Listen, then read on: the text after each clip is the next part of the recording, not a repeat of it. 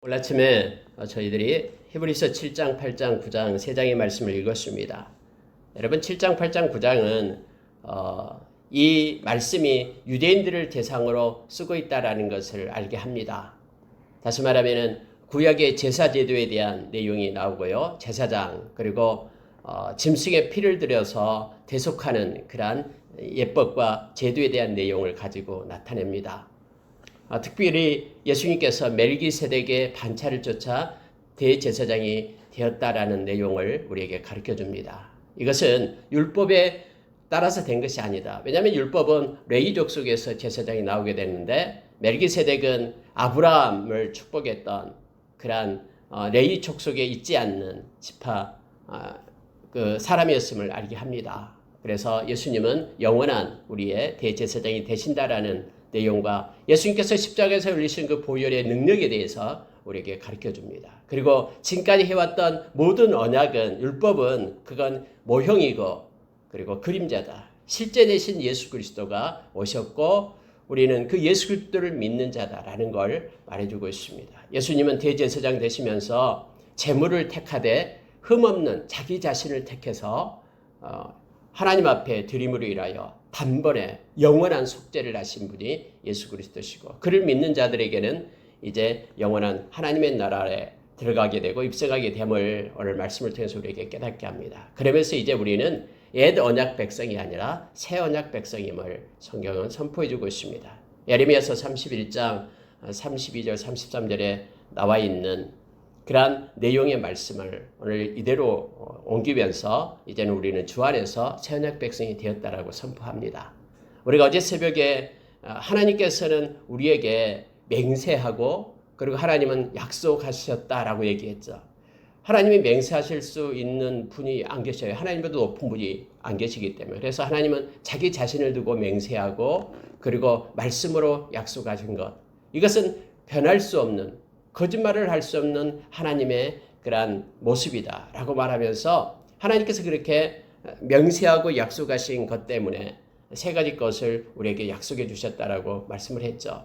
하나님 우리에게 복을 주시고 하나님 우리에게 큰 위안을 주시고 또 하나님은 우리에게 소망을 주신다라고 말했습니다. 그러니 하나님의 복을 받을 자들은 오래 참음으로 기다리고 하나님의 위로를 받을 자들은 반드시 하나님을 피난처로 삼고 그분을 찾아야 되고 그리고 하나님이 소망으로 갖는 이들은 소망은 영혼의 닻이 되었기 때문에 말씀에 영혼의 닻을 내려 흔들림 없이 말씀을 붙잡고 나아갈 것을 말하면서 이제 그 말씀과 연관해서 멜기세덱에 대한 내용을 말합니다. 이 말씀을 붙잡으라라고 말합니다. 왜냐하면 그때 당시 특히 유대인 크리스천들이 많이 다시 율법으로 돌아간다고 했죠. 돌아가요. 그래서 이 히브리서는 율법으로 돌아가려는 옛 언약 백성으로 돌아가려는 그들을 향해서 예수 그리스도의 우월성을 말하면서 너희들이 이제는 예수 안에서 복을 받고 하나님의 말씀으로 약속했기 때문에 그리고 하나님으로부터 우리 주님으로부터 큰 위로와 위안을 받고 그리고 오직 예수 그리스도 안에서만 그 말씀 안에서만 우리가 소망에 그냥 닻을 내려서 흔들림 없이 살아가게 된다라는 것을 강조하면서 너희들이 믿고 있는 예수 그리스도가 바로 참 제사장 그분이 하늘에 우리를 구원해 주시는 대제사장이다라는 것을 지금 반증하고 있는 거예요. 왜냐하면 그들이 율법으로 돌아가려고 하니까 그 제사장은 모형이고 진짜인 예수 그리스도를 돌아가지 말고 믿고 소망을 가지며 살 것을 지금 변증하고 있는 내용으로 7장, 8장, 9장이 연결이 됩니다. 계속해서 반복해서 이 말씀이 주어지고 있습니다. 그러면서 여러분 멜기세덱에 대한 내용이 좀 더 구체적으로 나옵니다. 오히려 창세기에 나온 내용보다도 여기가 훨씬 더 풍성하게 우리에게 가르쳐주고 있습니다. 자, 2절을 한번 보십시오. 7장 2절입니다. 아브라함이 모든 것의 10분의 1을 그에게 나누어 주니라. 그 이름을 해석하며 먼저는 의의 왕이요 그 다음은 살렘 왕이니 곧 평강의 왕이뇨 아버지도 없고 어머니도 없고 족보도 없고 시작한 날도 없고 생명의 끝도 없어 하나님의 아들과 닮아서 항상 제사장으로 있느니라. 멜기세덱에 대한 내용입니다. 물론 여기에 대한 책들이 많이 나와 있습니다. 멜기세덱에 대한 것. 근데 여러분 이 멜기세덱을 갖다 예수님으로 나타내고 있죠. 그래서 예수님의 어떤 형상의 모습으로 나타를 냅니다. 구약을 볼 때요. 구약에 나타나는 그리스도의 모습들이 곳곳에 있는데 그 중에 하나 모형이 바로 멜기세덱입니다. 근데 여기서 보면은 그는 의의 왕이다라고 얘기합니다. righteousness, 이 의를 가지고 나타내죠. 그리고 그분은 평강의 왕이다라고 얘기합니다. 이사야서 9장 6절에도 역시 우리 주님이 평강의 왕이다라고 성경을 기록해주고 있죠. 예수 그리스도가 평강의 왕입니다. 그리고 우리 주님은 이 땅에 오셔서 우리에게 요한복음 14장 27절에서 평안을 내 평안을 너희에게 준다라고 말씀하고 있죠. 여러분, 예수님은 이렇게 멜기세덱을 이제 모형으로 나타냅니다만 예수님은 의의 왕이고 또 평강의 왕입니다. 그래서 예수님을 따르는 이들은 하나님의 의를 따라 사는 자로 세워지게 되고요. 뿐만 아니라 하나님이 주신 그런 평강 가운데 우리가 서게 됩니다. 그래서 여러분 고린도전서 1장 30절에는 예수님은 우리의 지혜요 또 의로움이요 거룩함이요 구원함 되신다라고 말합니다. 우리의 의는요 예수님이 아니고서 우리의 의는 없어요. 예수 그리스도의 의가 우리에게 옮긴 바 된 거예요. 여러분 원래 구약의 그 제사 제도가 그렇잖아요. 흠없는 짐승을 가져다가 안수하면서 나의 죄값을 갖다 전가시킵니다. 그리고 흠없는 것이 돼야 되는 이유가 뭐냐면은 그 흠없는 것의 그 의가 나에게로 다시 바꿔서 돌아오는 거예요. 예수 그리스도가 우리의 죄값을 지불하고 예수님의 그 의가 우리의 의가 된 거예요. 그래서 예수님을 따라서는요, 우리는 우리의 죄 가운데 우리가 죽을 수밖에 없고요. 우리 죄가 사함을 받을 수 없어요. 예수님의 의가 없기 때문에. 또 하나님 앞에 나아갈 수 있는 근거도 없어요. 하나님 그 거룩하신 앞에 우리 죄인이 설 수가 없거든요. 예수 그리스도의 의를 힘입고 우리가 가는 거예요. 이것이 고린도후서 5장 21절에 나와 있는 말씀입니다. 예수님은 우리의 죄가 되게 하고 그 예수님을 통해서 우리에게 하나님의 의가 입혀졌다라고 성경은 우리에게 말씀해 주고 있죠. 예수님은 의의 왕이고요. 그리고 예수님은 평강의 왕입니다. 그분과 동행하는 자는 그래서 하나님의 의를 따라 살아서 이 땅에서 아름다운 그런 인생이죠. 하나님의 의가 아닌 모든 것들은요 다 헛된 인생이에요. 사람의 의는 결국은 다 허망한 것이다라고 요한일서 2장 15절 이하에서 우리에게 가르쳐주죠. 하나님의 뜻을 향하는 하나님의 의만이 영원히 남는다라고 말합니다.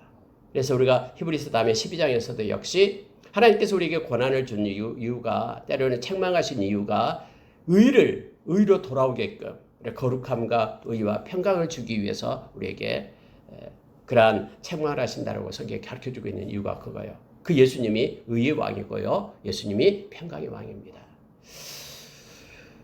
그러면서 여러분 이제 11조에 대한 내용이 쭉 나옵니다. 이렇게 해서 성경은 말하는데 논란의 여지 없이 낮은 자가 높은 자에게 축복을 받느니라 해서 아브라함이 멜기세덱의 축복을 받죠. 이렇게 11조를 드리고 그걸 받고 나서 이 멜기세덱이 축복하는 내용이 창세기에 나오고 있습니다. 그런데 이제 이거에 대해서 논증이 시작되는 거예요. 보십시오. 11절 보십시오. 레위 계통의 제사 직분으로 말미암아 온전함을 얻을 수 있었으면 백성이 그 아래에서 율법을 받았으니 어찌하여 아론의 반차를 따르지 않고 멜기세덱의 반차를 따르는 다른 한 제사장을 세울 필요가 있느냐 하면서 이제 반문하기 시작하는 거예요. 너희들이 지금 율법으로 돌아가려고 하는데 율법은 내 족속이 제사장이다라는 게 아론으로 시작해서 이제 제사장이 되는 거죠. 그런데 만약에 그것으로 온전하게 되었다 그러면은 왜 멜기세덱의 반차를 쫓는 제사장을 말하느냐 세우느냐라고 말하는 거예요. 하면서 이제는 직분도 바뀌었으니 율법도 반드시 바꿔야 된다. 한 사람도 제단 일을 받들지 않는 다른 지파에 속한 자를 가리켜 말한 것이다. 이것은요. 제단 일을 받들지 않는 다른 지파에 속한 자를 가리켜 말한 것이다. 다시 말하면은 레위 지파의 제사장을 말하고 있지 않다라는 거예요. 예수 그리스도는 레위 지파가 아니잖아요. 유다 지파에서 오신 분이죠. 그래서 여러분 이제 14절 보십시오. 우리 주께서는 유다로부터 나신 것이 분명하도다. 이 지파에는 모세가 제사장에 관하여 말한 것이 하나도 없다. 라고 말하면서 16절 봅니다. 그는 육신에 속한 한 계명의 법을 따르지 아니하고 오직 불멸의 생명의 능력을 따라 되셨으니 증언하기를 네가 영원히 멜기세덱의 반차를 따르는 제사장이라 하였도다 하면서 시편 110편을 가지고 인용하고 있습니다. 메시아는 멜기세덱의 반차를 따르는 이가 올 것이다라는 거예요. 레위 족속에서 난 것이 아니라. 그래서 예수 그리스도가 대제사장으로서 이 땅에 유다 지파를 통해서 왔다라고 말합니다. 근데 예수 그리스도는요, 생명의 능력을 따라 왔다라고 말합니다. 그는 생명이에요. 여러분, 세상에 어디에도요, 이 생명이 없습니다. 조에라는 이 생명이 없어요. 예수 그리스도 안에만 생명이 있습니다. 생명의 능력을 따라 예수님이 이 땅에 오신 거예요. 왜냐하면 우리에게 생명 주기 위하여. 그래서 여러분, 요한복음 읽어보면 다 생명이에요. 예수 안에 생명이 있기 때문에 예수를 믿는 자는 나는 부활이요 생명이다라고 말하고요. 길이요 진리요 생명이다라고 말하고, 생명의 떡이다 말하고, 생명의 빛이라고 말하고, 예수 그리스도 안에 있는 자만이 우리가 생명을 얻고 영원한 생명으로 영생을 얻는 거예요. 그러니까 생명의 능력으로 예수님께서 이 땅에 오신 거예요. 레위지파를 따라온 것이 아니라 라고 지금 히브리서 기자는 지금 이렇게 반론을 하고 있는 것입니다. 자, 19절 한번 보십시오. 율법은 아무것도 온전하게 못할지라 이에 더 좋은 소망이 생기니 이것으로 우리가 하나님께 가까이 가느니라. 더 좋은 소망. 레위지파의 제사장을 따라 율법을 따라가는 것이 아니라 복음을 따라서 예수 그리스도를 통해서 하나님께 우리는 가까이 나아간다라고 지금 말하고 있습니다. 자, 여러분 25절 보시기 바랍니다. 24절부터 보겠습니다. 예수는 영원히 계심으로 그 제사장의 직분도 갈리지 아니하느니라. 레위 지파의 제사장들은 유한하니까 많이 세워요. 사람이 죽으면 또 그의 자손이 또 제사장이 되고 이렇게 해서 뭐 세우잖아요. 그러나 예수 그리스도는 생명이기 때문에 영원해요. 그분은 제사장 되셔서 영원합니다. 그래서 오늘 성경은요, 영원히 계시기 때문에 제사장 직분도 갈리지 않는다라는 거예요. 그분은 영원하신 분이기 때문에. 그러므로 자기를 힘입어 하나님께 나아가는 자들을 온전히 구원하실 수 있으니, 예수님만이 영원히 계시기 때문에 예수 그리스도를 힘입어 하나님께 나아가는 자들을 온전히 구원할 수 있는 분은 예수님밖에 없다라고 지금 성경 말합니다. 이는 그가 항상 살아계셔서 그들을 위하여 간구하십니다. 예수님은 지금도 살아계셔서 우리를 위하여 충고하고 계시죠. 우리에게 이러한 대제사장이 합당하다고 말합니다. 거룩합니다. 그는 더러움이 없고요, 악이 없고요, 죄인에게서 떠나 계시고 하늘에 높이 계신다라고 말합니다. 27절 보면 그는 예수님입니다. 저 대제사장들이 먼저 자기 죄를 위하고 다음에 백성의 죄를 위하여 날마다 제사 드리는 것과 같이 할 필요가 없으니 그가 단번에 자기를 들여 이루셨습니다. 여러분, 율법에 있는 대제사장들은요, 먼저 자기 죄부터 속죄를 해야 됩니다. 그래서 7월 10일 1년에 한 번씩 대속죄일에 들어가면요, 먼저 자기 죄부터 속죄를 하고 백성의 죄를 속죄하게 되죠. 그러나 예수님은 흠이 없는 분이고 더러움이 없고 또 악이 없고, 그렇기 때문에 예수님은 단번에 자기를 들여서 다 이루었다라는 거예요. 예수님은 단번에 드립니다. 근데 이단들은 이것을 말하는 거예요. 예수님은 단번에 드리지 못했다라고, 죄가 있다라고 말하면서 자기들이 예수님 역할을 한다라고 말하는 거예요. 그래, 여러분, 예수님은요, 단번에 우리의 과거의 죄, 현재의 죄, 미래의 죄까지 예수님은 넉넉히 다 우리의 죄값을 지불한 것입니다.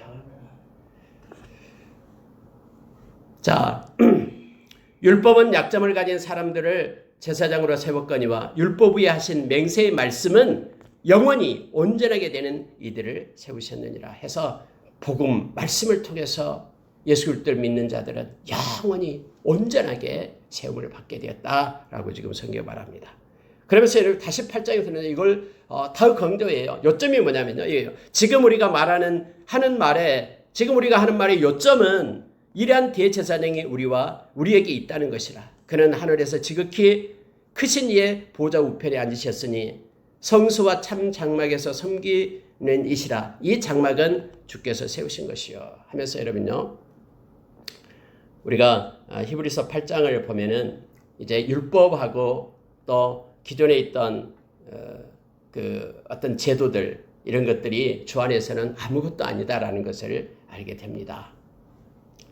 예수님이 지금 우리에게 있습니다. 그분은 살아계셔서 우리와 함께하고요. 그분은 참 장막에 있다라고 말합니다. 그것은 사람들의 손으로 만든 것이 아니라 하늘에 있는 것, 하나님께서 만드신 것이다라고 말합니다. 그러면서 여러분 5절에 보십시오. 그들이 섬기는 것은 하늘에 있는 것의 모형과 타이폴로지를 얘기합니다. 그림자라고 말합니다. 율법은요, 모형이고 그림자예요. 율법에서 행하는 모든 것들, 너희들이 지금 막 돌아가려고 하는, 율법을 붙잡으려고 하는 것, 예수를 버리고 가려고 하는 것, 그것은 다 모형이다라는 거예요. 그림자다라고 말하면서 실제 대신 예수 그리스도를 붙잡을 것을 지금 말하고 있는 것입니다. 자, 모세가 장막을 지으려 할 때에 지시하심을 얻은 것 같으니 이르시되 삼가 모든 것을 산에서 내게 보이던 본을 따라 지으라 하셨느니라. 모세의 눈을 열어서 보여주면서 그대로 나는 장막을 지으라라고 얘기했다는 거예요. 그러면은 보여주는 것이 진짜고 그대로 지은 것은 모형이죠. 모세가 지었던 모든 장막들, 모든 성전들, 성소, 언약궤 등등 모든 것들은 다 모형이다라는 거예요. 왜냐하면 실제를 보여주면서 그렇게 만들어라 했기 때문에 시내산에서 그렇게 하나님께서 율법을 주실 때 그렇게 얘기했다라고 말합니다. 그래서 여러분 더 좋은 약속으로 세우신 더 좋은 언약의 중보자가 바로 예수 그리스도다 해서 예수 그리스도를 따를 것을 요청해 주고 있습니다. 놀라운 사실 하나를 그러면서 말씀합니다. 이건 우리에게 너무나 중요합니다. 새 언약에 대해서 말씀한 거예요. 새 언약. 여러분 한번 보십시오. 8절부터 보시기 바랍니다. 그들이 잘못을 지적하여 말씀하시되 주께서 이르시되 볼지어다 날이 이르리니 내가 이스라엘 집과 유다 집과 더불어 새 언약을 맺으리라. 이렇게 말씀하고 있죠. 에레미야서 31장 31절 이하에서 말합니다. 그러면서 여러분 새 언약은요. 기존에 맺었던 언약과 옛 언약과 다르다라고 얘기합니다. 새 언약의 특징을 우리가 기억하기 바랍니다. 10절을 보시기 바랍니다. 주께서 이르시되 그날 후에 내가 이스라엘 집과 맺을 언약은 이것이니 내 법을 그들의 생각에 두고 그들의 마음에 이것을 기록하리라. 나는 그들에게 하나님이 되고 그들은 내게 백성이 되리라. 여러분 옛 언약은요. 우리가 행동을 통해서 그것을 해야 되죠. 마음과는 상관이 없습니다. 그런데 그들이요. 다 떠났습니다.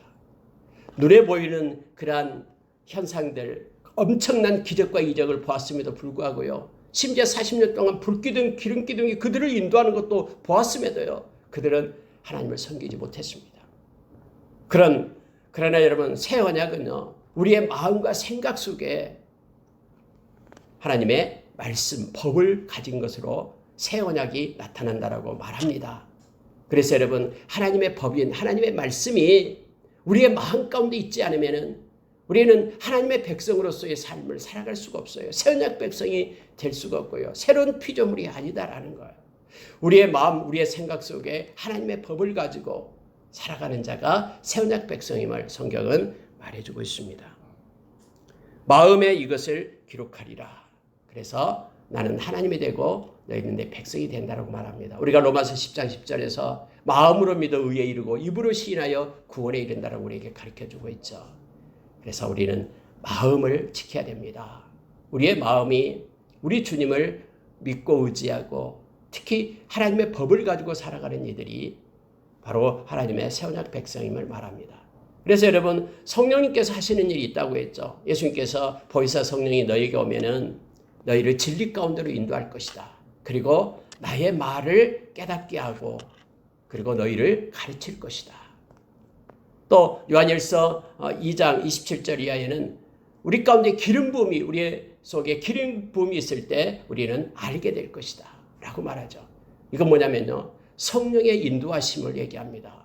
다시 말하면 새 언약 백성은요. 성령께서 계셔서 우리의 마음 가운데 진리를 알게 하고 진리를 깨닫게 하고요. 뿐만 아니라 계속해서 말씀을 가르치고 생각나게 하고 그래서 새 언약 백성을 우리를 세우시는 것이 바로 성령님이셔요.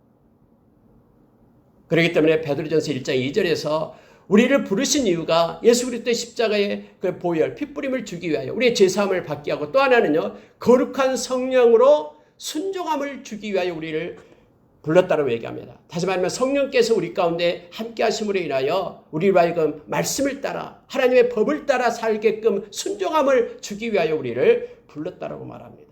골로새서 3장 16절에서 그래서 그리스도의 말씀이 우리 가운데 풍성히 거할 때 우리가 지혜로 이것저것 가르치며 권면할 수 있는 동력을 얻고요. 뿐만 아니라 하나님께 감사하고 하나님께 찬양하고 시와 찬미로 하나님께 영광을 돌릴 수 있는 우리가 되는 거예요. 말씀이 붙드는 사람, 이것이 새언약 백성임을 성경은 말해주고 있습니다. 저와 여러분이 새언약 백성입니다. 자, 11절 한번 보시기 바랍니다. 또 각각 자기 나라 사람과 각각 자기 형제를 가르쳐 이르기를 주를 알라 하지 아니할 것은 그들이 작은 자로부터 큰 자까지 다 나를 알미라. 여러분, 이게 무슨 뜻입니까? 성령께서 우리 가운데 기름 부음이 있고 예수 그리스도를 알게 하고 하나님을 알게끔 인도하신다라는 거예요. 그래서 여러분, 성령이 없으면요 그리스도인이 아니에요. 로마서 8장 9절의 말씀처럼요. 하나님을 사랑할 수 있는 마음이 없어요. 성령이 아니면. 로마서 5장 5절에서 성령께서 하나님의 사랑을 우리 가운데 부어줘야지만이 우리가 하나님을 사랑하며 하나님을 사랑하는 자는 그 말씀을 따라 계명을 지키는 자다라고 요한복음 14장 21절 23절 말씀해주고 있잖아요. 그래서 성령의 사람이 곧 예수 그리스도의 사람, 마음과 생각에 하나님의 법을 가지고 살게끔 하고요. 여기서도 역시 성령으로 인하여 하나님을 알고 하나님을 따르도록 말씀을 깨닫게 하고 하나님의 뜻과 마음을 알도록 하는 것이 성령님이십니다. 고린도전서 2장 11절 이하에서 우리의 눈을 열고 귀를 열고 마음을 여는 것, 그분이 바로 성령님이셔요. 그래서 하나님의 뜻과 마음을 우리에게 가르쳐준다. 세상은 성령을 알지도 못하고 또 성령을 무시한다라고 말하죠.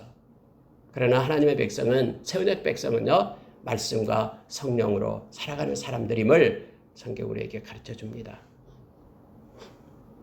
자, 13절 보시기 바랍니다. 새언약이라 말씀하셨음에 첫 것은 낡아지게 하신 것이니 낡아지고 새하는 것은 없어져 가는 것이니라 해서 실제가 오면은 그림자는 사라지는 거예요. 아니, 실제가 있는데 모형을 붙들고 있는 것은 어리석은 것이죠. 예수 그리스도가 이 땅에 대제사장으로 멜기세덱 반차를 쫓은 제사장으로 오셔서 우리의 모든 죄값을 당신의 몸으로 피로 다 지불하고 그분은 지금은 화목제물이 되어서 하나님과 화목하게끔 하고 살아계셔서 하나님의 우편에 앉으셨다. 여러분, 하나님의 우편에 앉으셨다라는 것이요, 무슨 뜻이냐면 뭐 거기 앉아서 편히 쉬고 계시다, 우리와는 상관없다, 이런 뜻이 아니에요. 보좌에 앉았다라는 것은요, 하나님은 지금 일하심 중이다라는 뜻이에요. 예수님께서도 지금 하나님 우편에서 앉으셔서 함께하고 계시죠. 이 말은요, 예수님이 지금 함께하면서 일하시고 통치하시고 개입하고 계신다라는 거예요. 지금 하나님, 우리 주님이 일하시고 계셔요. 우리를 위하여 중보하고 계시고요. 부지런히 지금 주님은 명령하고 계시고요. 주님의 때를 지금 주님의 때를 기다리면서, 심판의 때를 기다리고 오실 때를 기다리면서 주님은 지금 일하시고 계십니다. 여러분, 9장에 넘어가도록 하겠습니다. 이제 보혈에 대한 내용이 나옵니다. 9장도 묵상하면 너무너무 큰 은혜를 우리가 받게 됩니다. 첫 장막에 대해서 나와요, 여러분. 첫 장막에 등잔대, 또 상, 떡상을 얘기하죠. 진설병, 상과 진설병, 그리고 성소라고 일컫고 또 지성소라고 일컫는 것이 있죠. 여러분, 이 성막을 보면은 또 성전을 보면은 이제 성소가 있고 지성소가 있습니다. 지성소는 아무나 못 들어갑니다. 1년에 딱 한 번밖에 못 들어가요, 대제사장이. 그리고 성소는 이제 제사장들이 들어가서 하죠. 그래서 성소에 보면은 성소와 지성소에 휘장이 있고 앞에 분향대가 있고 떡상이 있고 그다음에 등잔이 있고 이거 있죠. 또 밖에는 이제 물두멍이 있고 번제단이 있고 쭉 있습니다. 이와 같이 이제 구약의 그 성막, 성소에 대해서 얘기를 합니다. 그런데 보십시오. 4절 보십시오.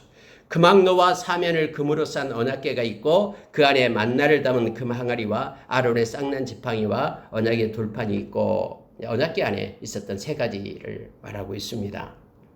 만나를 담은 금 항아리, 아론의 쌍난 지팡이, 언약의 돌판을 얘기하죠. 물론 이게 상징적으로 나타냅니다만은 오늘 이 시간에는 이것 다음에 구약 할 때 하도록 하겠고요. 넘어가도록 하겠습니다. 자, 근데 7절에 보십시오. 오직 둘째 장막에는, 이 둘째 장막은 이제 지성소를 얘기합니다. 대제사장이 홀로 1년에 한 번 들어가되 자기와 백성의 허물을 위하여 드리는 피 없이는 아니하나니. 여러분, 대제사장이 그곳에 들어가서요, 어째 이 옷에다 옷깃에 방울을 달고 가죠. 소리가 안 나면은요 죽은 거예요. 그 대제사장이 백성의 죄값을 지불하지 못한 거예요. 그러니까 백성의 죄가 사해지지 않는. 그러면 다른 제사장이 들어가야 됩니다. 대제사장이 또 똑같이요. 그래서 그 대제사장이 그곳으로부터 나와야지만이 백성의 죄가 하나님께서 백성을 받았다라는 뜻이 됩니다. 그래서 소리가, 그리고 그때 이제 백성들은 밖에서 이제 기도하고 이제 대기하고 있는 거예요. 우리가 예수님이 십자가에서 죽음으로만 끝나면 안 됩니다. 예수님께서 부활하셔야지만이 우리의 모든 죄값이 이제는 지불된 거예요. 그래서 우리가 의롭게 된 겁니다. 예수님이 그래서 부활하신 거예요. 그래서 부활해야지만이 우리가 생명을 얻게 되는 것이죠. 부활의 의미를 우리가 생각해 보는데요. 이게 둘째 장면이 바로 그 지성소를 얘기하고 있습니다. 반드시 이 지성소는 이제 그 죄를 속하기 위하여 들어가는 곳입니다. 근데 여러분 8절을 보십시오. 성령이 이로써 보이는 것은 첫 장막이 서 있을 동안에는 성소에 들어가는 길이 아직 나타나지 아니한 것이라. 이 장막은 현재까지는 비유니 이에 따라 드리는 예물과 제사는 섬기는 자를 그의 양심상 온전하게 할 수 없나니 라고 말합니다. 성령께서 이제 가르쳐주는 내용을 말하고 있는데요. 이렇게 말하고 있어요. 성소에 들어가는 길이 아직 나타나지 아니한 것이다. 예수님께서 십자가에 죽으심으로 인하여 여러분 휘장이 반으로 쪼개지게 되죠. 다음에 이제 10장 내일 아침에 말씀을 나누겠습니다만은. 그리고 하나님께로, 그러니까 지성소로 하나님께로 이르는 살 길을 내었다고 말합니다. 아직까지 성소로 들어가는 길이 아직 나타나지 않았는데 예수 그리스도를 통해서 성소로 들어가는 하나님의 보좌에 나아가는 길이 열리게 되었음을 말합니다. 이 장막은 비유다라고 말합니다. 근데 사람이기 때문에 대제사장은 양심상 온전하게 할 수 없다라고 했는데, 양심상 우리 말 이렇게 해석됐는데요. 그 양심을 온전하게 할 수 없다라고 이렇게 다른 성경에는 표현을 합니다. 예물과 제사는 섬기는 자의 그 양심을 온전하게 할 수 없다라는 거예요. 계속해서 해마다 들어가는 거예요. 온전하게 할 수 없기 때문에. 예수 그리스도는 그렇지 않다라는 거예요. 예수님은 단번에 온전하게 그 피로 모든 죄를 사했다라는 걸 지금 말하기 위해서 대제사장들, 육체를 입은 대제사장들과 예수님과의 지금 비교를 통해서 예수 그리스도의 피를 통해서 우리는 온전하게 제사 받았다라는 것을 지금 설명해 주고 있습니다. 자, 염소와 송아지의 피로 하지 아니하고 오직 자기의 피로 영원한 속죄를 이루사 단번에 성소에 들어가셨느니라.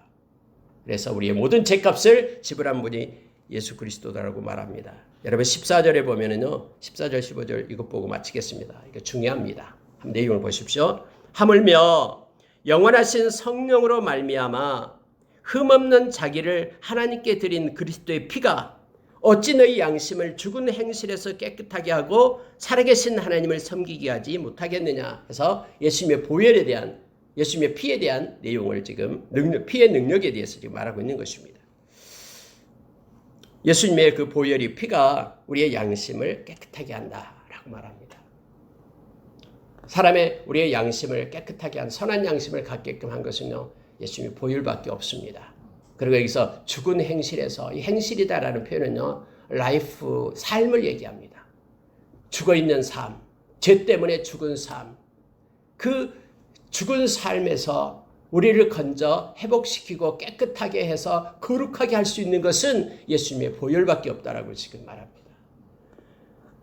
여러분, 예수님의 보혈은 능력입니다. 우리가 요한계시록 12장 11절에서 어린 양의 피가 그 세상의 악한 자를 이겼다라고 말합니다. 예수님의 보혈은요, 우리가 이미 히브리서 2장에서 보았듯이요, 이 악한 사탄을 십자가로 멸하셨다라고 얘기하죠. 그들의 그 권세를 끊어버리는 거예요. 왜냐하면 죄값을 지불해버렸기 때문에 그들의 권리가 상실돼 버리는 거예요.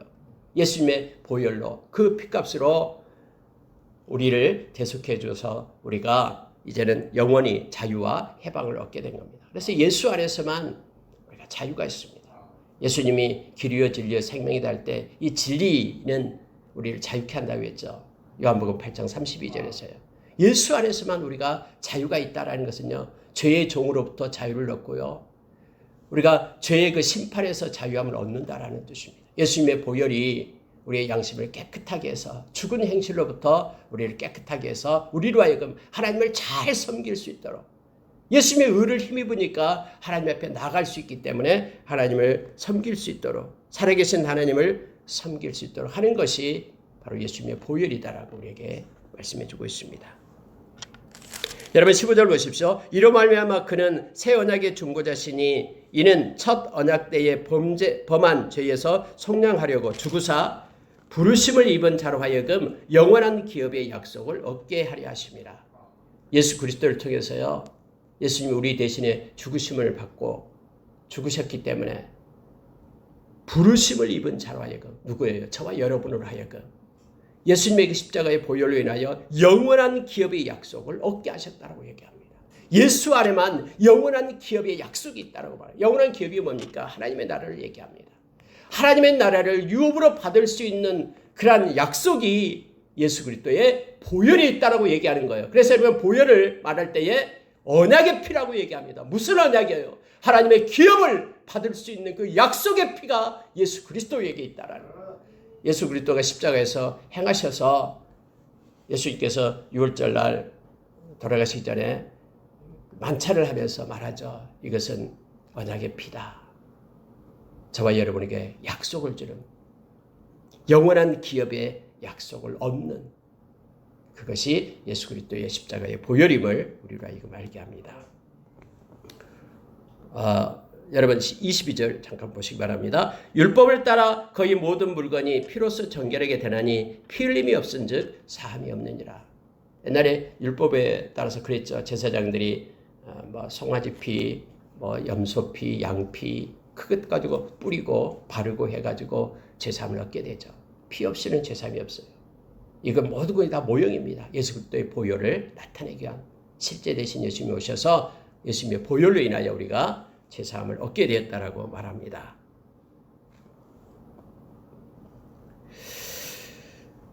자, 23절을 봐야 되겠네요. 그러므로 하늘에 있는 것들의 모형은 이런 것들로서 정결하게 할 필요가 있었으나 율법은 다 모형으로 됐고 제사제도는 다 모형이었죠. 근데 이렇게 해서 정결하게 할 필요가 있었으나 하늘에 있는 그것들은 하늘에 있는 실제를 얘기합니다.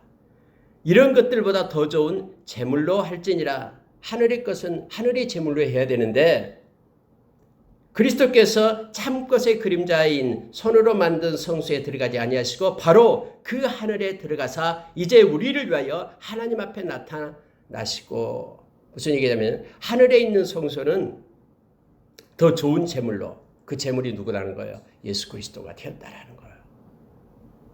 예수 그리스도가 제물이 되어 우리를 위하여 하늘의 그 성전에 들어가게끔 예수님이 통로를 여셨다라고 말하고 있는 것입니다.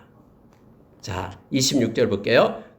그리하면 그가 세상을 창조한 때부터 자주 고난을 받았어야 할 것이로되 이제 자기를 단번에 제물로 드려 죄를 없이 하시려고 세상 끝에 나타나셨느니라. 예수님께서 단번에 당신이 제물이 된 거예요. 근데 이것은 하늘에 있는 성소에 들어가는 제물이 됐다라고 얘기한 거예요.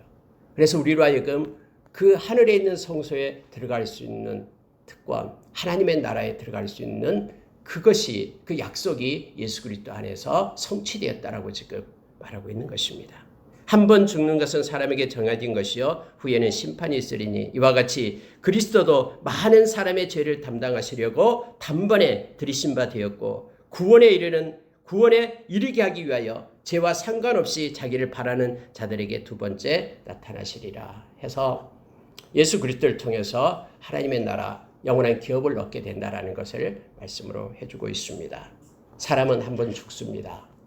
오늘 27절의 말씀처럼요. 근데 후에는 심판이 있다라고 우리에게 말합니다. 저와 여러분도 역시 동일하게 하나님의 심판 그리고 그리스도의 심판대 앞에 서게 될 겁니다. 우리가 로마서 5장 24절에서 우리가 주의 말씀을 믿고 하나님을 믿게 되면은 심판에 이르지 아니하느니 사망에서 생명으로 옮겼다 할 때 그 심판이 아니에요. 여러분 심판은 그때의 심판은 뭐냐면은 믿지 않는 자의 심판을 얘기합니다. 믿지 않는 자는 영원한 형벌을 받게 되고 지옥에 가는 심판이죠. 그러나 예수 믿는 사람은 주님을 만날 때도 우리 심판대 앞에 선다라는 것은요. 이것은 우리 주님으로 인하여 우리에게 상을 받는 때임을 알게 합니다. 모두가 다 하나님 앞에 서게 돼 있어요. 이 땅에 육신의 죽음이 끝나면은 우리는 하나님의 심판대 앞에 서게 됩니다. 고린도후서 5장 10절 그리고 로마서 14장 10절에 나와 있는 그 심판대 앞에 우리는 모두가 다 서게 되는데 하나님을 믿는 백성들에게는 모든 죄값을 우리 주님이 지불했기 때문에 그 죄는 고백하고 회개하고 없어지고 우리가 한 작은 그러한 선한 일들에 대한 하나님의 상이 우리 가운데 임하게 되는 것이 바로 이 심판대 앞에서 우리에게 주어진 것이죠. 그래서 이제는 우리 주님 만나게 될 때 죄와 상관없이 우리 주님 만나서 영원한 기업을 우리가 얻게 된다라는 것을 말하고 있습니다. 그러니 예수를 버리고 떠나지 말라라고 그들한테 지금 말하고 있는 내용입니다. 여러분과 저는 예수 안에서 새로운 피조물, 새 언약 백성이 되었습니다. 우리의 마음 가운데 하나님의 법을 가지고 우리의 중심이 하나님을 향하며 살아가는 그래서 그분의 의와 그분의 평강을 가지고 평생 주님과 동행하는 삶 사는 저와 여러분 되기를 원합니다. 우리의 죄값을 지불하신 예수 그리스도의 보혈을 찬양하며 그 보혈의 능력을 힘입어서 주님을 더 잘 섬기고 깨끗한 양심으로 하나님께 나아가는 매일매일 그래서 주님과 겸손한 동행이 있는 저와 여러분의 삶이기를 원합니다. 기도하겠습니다.